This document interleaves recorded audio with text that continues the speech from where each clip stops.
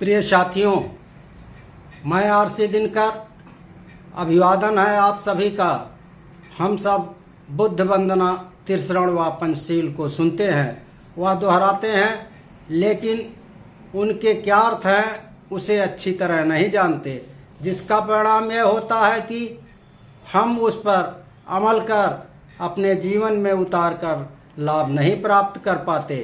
यह वंदना त्रिशरण व पंचशील सबके जीवन में लाभकारी सिद्ध होगा यदि अमल में लाते हैं। तो आइए मेरे साथ जानने की कोशिश करते हैं इसका क्या अर्थ है। प्रिय साथियों, वंदना नमो तस्य भगवतो अरहतो सम्मा सम्बुद्धस्य, इसके अर्थ को समझने की कोशिश करते हैं। नमो का मतलब होता है नमन अर्थात नमस्कार, तस्य का मतलब होता है उनको, भगवतो का मतलब होता है जिसने राग द्वेष मोह तृष्णा को भग्न कर दिया अर्थात नष्ट कर दिया। अरहतो जीवन से मुक्त होने वाला। सम्मा सम्बुद्धस्य का मतलब है सम्यक, बुद्ध पूरी तरह से सही तरह से जागृत।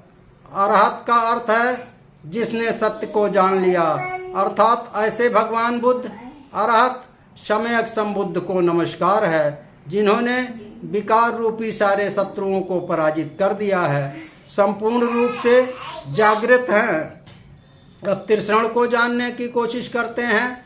बुद्धं शरणं गच्छामि, बुद्धं शरणं गच्छामि अर्थात मैं बुद्ध की शरण जाता हूँ या जाती हूँ। यहाँ बुद्ध का अर्थ गौतम बुद्ध नहीं, बुद्ध का अर्थ है बुद्धत्व, सत्य को प्राप्त करने वाली जागृत अवस्था। इसलिए बुद्ध एक व्यक्ति नहीं बल्कि अवस्था है, प्रकाश ज्ञान सत्य को पाने की अवस्था, अर्थात जिसने सत्य को पा लिया उसकी शरण जाता हूँ, ज्ञान व प्रकाश की शरण जाता हूँ। एक बार बुद्ध से किसी ने पूछा कि आप तो कहते हैं कि अपने दीपक स्वयं बनो, तुम अपने स्वामी स्वयं हो, इसलिए किसी की शरण जाने की जरूरत नहीं है, जबकि लोग आपके सामने ही आकर कहते हैं बुद्धं शरणं गच्छामि और आप चुप रहते हैं। चुप्पी से तो मौन समर्थन मिलता है, आपको मना करना चाहिए। तो गौतम बुद्ध ने कहा वे लोग मेरी शरण जाएं तो मैं मना करूं, और मेरी शरण तो जाएंगे भी कैसे, क्योंकि मैं तो बचा ही नहीं। असल में वे तो बुद्ध की शरण जाते हैं, वे बुद्ध जो अतीत में हो चुके हैं, जो आज हैं और भविष्य में भी होंगे, उन सभी के सारभूत तत्व का नाम बुद्धत्व है। जो कभी जागे, आज जागे हुए हैं और कभी जागेंगे, उस जागरण का नाम बुद्धत्व है। बुद्ध व्यक्ति नहीं, चित्त की तरंग के शिखर की अवस्था है। तो पूछने वाले ने पूछा, फिर वे अपने चरणों में ही आकर, फिर वे आपके चरणों में ही आकर क्यों कहते हैं? बुद्ध ने कहा उन्हें सभी जगह दिखाई नहीं पड़ता है और मुझ में दिखाई पड़ता है, तो चलो यहीं से शुरुआत सही, कहीं से तो शुरुआत हो, झुकना कहीं तो सीखें। आज मुझ में दिख रहा है और कल औरों में दिखेगा, फिर उसकी दृष्टि बड़ी होती जाएगी।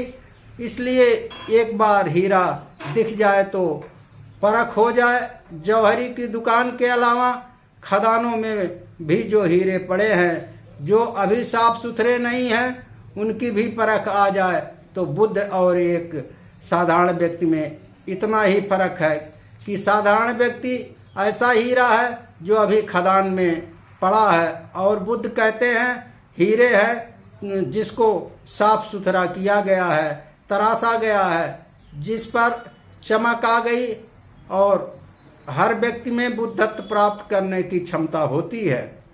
बुद्ध ने अपने हीरे के साथ जो करना था वह कर लिया, अब आपको अपने हीरे के साथ करना था, वह अभी बाकी है। लेकिन इसको हीरा पहचान में आ गया तो खुद में भी हीरा दिखाई पड़ जाएगा। हम किसी झरोखे के पास खड़े होकर सुबह के उगते सूरज को देखते हैं और धन्यवाद देते हैं, तो हम उस झरोखे को धन्यवाद नहीं देते। चाहे हम झरोखे को धन्यवाद भी दें, लेकिन झरोखे के माध्यम से हम धन्यवाद तो सूरज को ही दे रहे हैं। झरोखे ने तो कुछ किया नहीं, सिर्फ द्वार दिया, हमारे और सूरज के बीच बाधा नहीं बना। बुद्ध का इतना ही अर्थ है, जिसके भीतर सब बाधा गिर जाए फिर आर पार देख सकते हैं। बुद्ध यानी एक जागरण की अवस्था है। आज का विषय यही समाप्त होता है। आप सबसे अनुरोध है कि इस विषय पर सुविचार करें, और यदि आपको लगता है कि यह मेरा सार्थक प्रयास है तो इस चैनल को लाइक व सब्सक्राइब करें। साथ ही आपकी क्या राय है कमेंट भी करें। आप सबों को बहुत बहुत धन्यवाद।